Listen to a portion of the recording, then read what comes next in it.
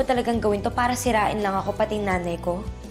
Tsaka hindi mo ba naisip na kapag nasira ako, pwede kayong madamay lahat kasi grupo tayo. Yumi tayo. Ikaw, tigil-tigilan mo na nga yung amats mong pa-victim. Hindi kasi kayo yung nasa sitwasyon ko. Palagi na lang yung Jenny na yung kinakampihan nyo. Balikan nyo ako kapag kayo naman yung inagawa ni Jenny. You're supposed to be on my side. Consolation ba yan para sa pagkampi mo kay Jenny kaysa sa akin? Megan, wala akong kinakampayan. Kailan pa kayo naging close nun? Simula nung pinagtanggol niya ako kay Megan, tinutulungan ko lang siya para magkaayos sila. Nakakonsensya talaga ako. Kasi nasasaktan si Jenny, ikaw nadadamay. Kung magpapa-apekto tayo, ano yun? Para na rin tayong nagpatalo. Dapat magpakatatag tayo para kay Jenny. Oh. Saan si Bossing? Kaya dito lang yun ah. Ito pa nga yung ano. Ano? Sabi niya may kukunin lang daw siya sa labas. Girls! Ha? Girls, tingnan niyo to. Ate, si Jenny. Kinukuyog ng mga fans. Ano to na yun to? Si JC? Bakit sila magkasama? Oo, yan. Tingnan mo.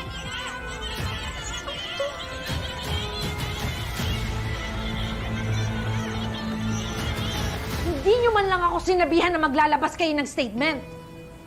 Eh kasi, no chance na talaga eh. At saka si Ate Dara nag-hysterical na. Kaya na-pressure ako. Hindi ka ba nag-iisip? Alam mong masisira si Jenny. Pamangkin mo rin siya. Hindi ka na pwedeng tumanggap ng interviews kahit kanino. Huwag ka na rin pupunta sa kahit anong Yumi events. Eh paano yung comeback ko? May mga fans na naghihintay sa akin. Shut up, Sugar! You started this mess. Huwag mo nang dagdagan. At lahat ng sasabihin ni Dara, dadaan muna sa akin. You tell her that. Or else, you will all suffer legal consequences. Lalo ka na.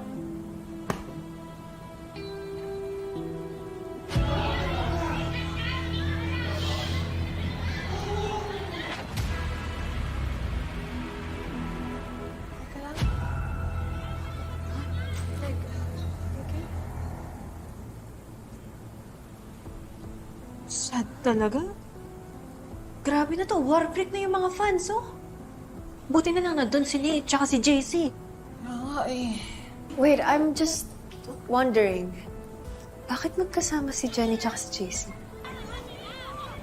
Well, ayoko mag-assume, but may something ba? Uy, imposible yan, ah. Oo nga. Ito naman, syempre sisisi ubo yung endgame ni Bossing. Eh, baka nagkataon lang talaga na nagkita silang dalawa sa labas, di ba? Nagkataon? Ang sabihin mo, Jenny and JC are hiding something. Bida ka na naman. Tamang hinala lang, no? Logic lang. Di ba Jenny was with us? And then suddenly, magkasama sila ni JC. Ikaw ang issue mo talaga eh, no? Paganahin niyo naman yung small brains niyo. Jenny and JC are not friends. Tapos magkasama sila? Ano ibig sabihin nun?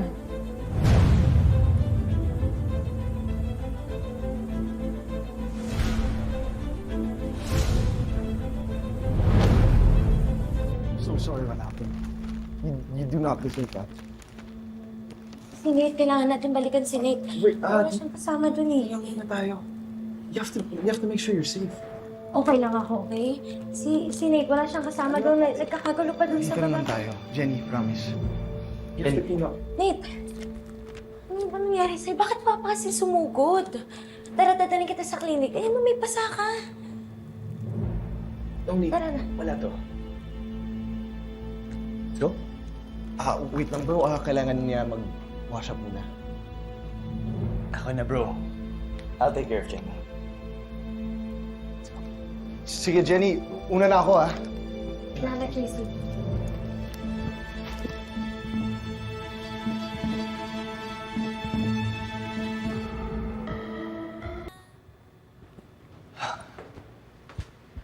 Jenny. Thank you. Ano, yung sugat mo, Okay ka na ba talaga? I'm okay. Sigurado ka. Ba't kayo magkasama ni JC? Tinulungan ko lang siya kay Megan. Para makapag-usap sila eh. Bad trip pa din sa kanya, di pa rin sila okay.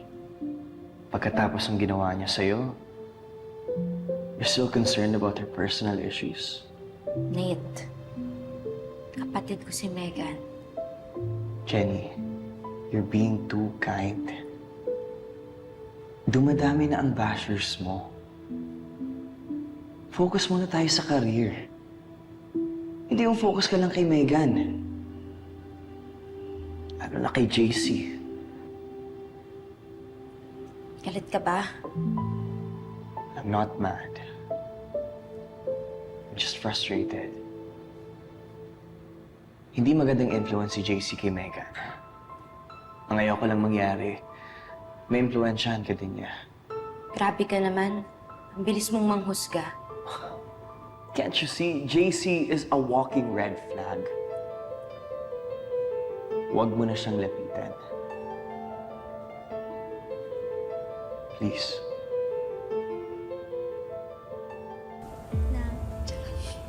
Grabe, humihinga pa ba to? Protective naman ni Sisi Uboy, no? Pero, alam mo, may point siya. Medyo, red flag yun si JC. Medyo bad news. Kaya umiwas ka na lang, boss. Ikaw, isa ka pang judger eh. Ay, sorry. But we're wondering, why were you with JC? Dahil kay Megan.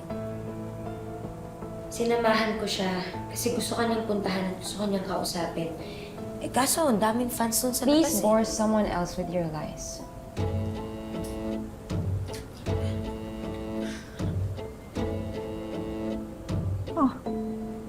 Jenny, how are you? Okay lang po, Miss Anya. Okay, good. Okay. All right.